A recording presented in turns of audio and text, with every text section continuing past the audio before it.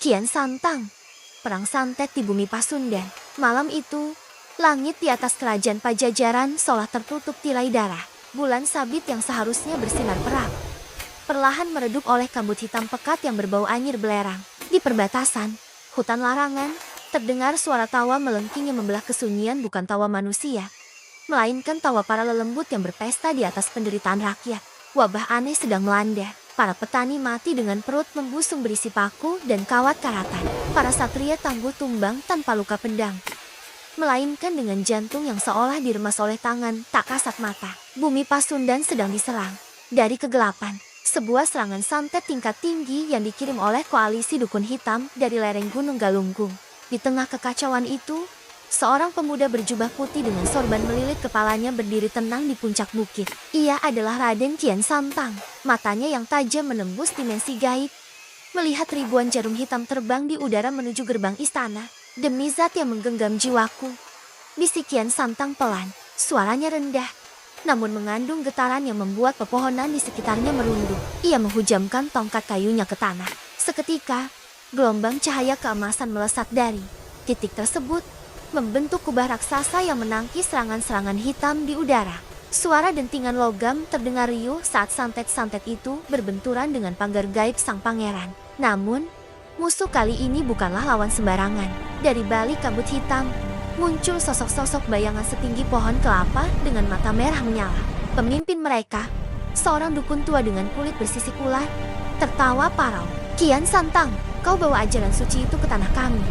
Tapi bisakah doa-doamu menahan kutukan 7 turunan yang kukirimkan lewat angin ini?" Teriak sang dukun hitam sambil melemparkan segenggam tanah kuburan ke udara. Tanah itu berubah menjadi ribuan kala jengking api yang merayap cepat. Kian Santang tidak gentar.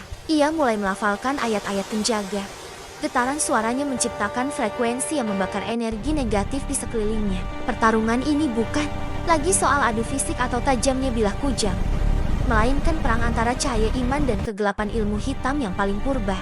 Malam itu, bumi Pasundan menjadi saksi bahwa sehebat apapun sihir merayap di bumi, ia akan hancur saat berhadapan dengan keteguhan batin seorang satria yang telah selesai dengan dunianya. Udara di puncak bukit itu mendadak menjadi sangat dingin, namun kering. Kian Santang merasakan tekanan energi yang luar biasa kuat merambat dari bawah tanah, sebuah teknik terlarang yang disebut santet bumi hangus. Sang dukun tua, yang dikenal sebagai Ki Jagat Satru, mulai merapal mantra dalam bahasa kuno yang terdengar seperti geraman binatang.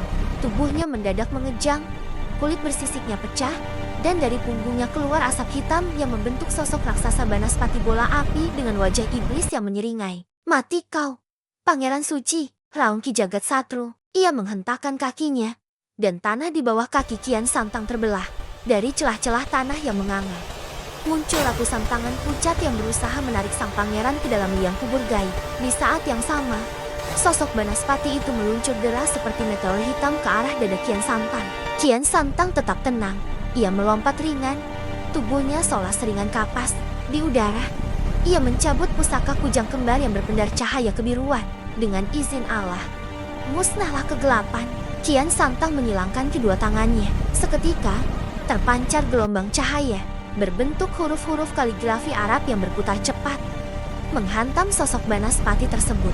Suara ledakan gaib menggelegar, mengguncang jagat raya hingga radius berkilo-kilometer. Burung-burung malam jatuh mati seketika, tak kuat menahan benturan energi yang begitu dahsyat. Melihat serangannya gagal, Ki Jagat Satru mengeluarkan senjata. Pamungkasnya, sebilah keris yang dibalut kain kafan berdarah. Ia menusukkannya ke udara kosong, namun secara ajaib, baju putih Kian Santang robek tepat di bagian dada. Seolah ada bilah tak kasat mata yang menghujamnya. Darah segar mulai merembes. Kian Santang terhuyung, namun ia segera duduk bersila di udara. Ia memejamkan mata, melakukan mati raga dalam sekejap. Ia tidak lagi menyerang fisik sang dukun, melainkan menyerang sumber energi sihirnya. "Kau bermain dengan nyawa rakyat, Ki Jagat, maka biarlah alam yang menghakimimu," ucap Kian Santang dengan nada yang bergema di alam bawah sadar. Kian Santang melemparkan tasbihnya ke arah sang dukun. Tasbih itu berubah menjadi lingkaran lantai cahaya yang mengunci pergerakan Ki Jagat Satru. Sang dukun menjerit kesakitan. Setiap butir tasbih yang menyentuh kulitnya terasa seperti besi panas yang membakar dosa-dosanya. Puncaknya, Kian Santang berdiri dan mengarahkan telapak tangannya ke langit. Petir kuning keemasan menyambar, turun tepat ke telapak tangannya dan membentuk sebilah pedang cahaya. Ia mengayunkan pedang itu ke arah awan hitam yang menyelimuti Pasundan. Allahu Akbar! Suara takbir itu meruntuhkan segala kutukan. Kabut hitam yang menyelimuti kerajaan seketika sirna tersapu angin suci. Ki Jagat Satru terbakar oleh api yang keluar dari dalam tubuhnya sendiri akibat dari ilmu santetnya yang berbalik arah, senjata makan tuan. Tubuh sang dukun hitam itu hancur menjadi abu yang tertiup angin, menyisakan keris kafannya yang patah menjadi 7 bagian.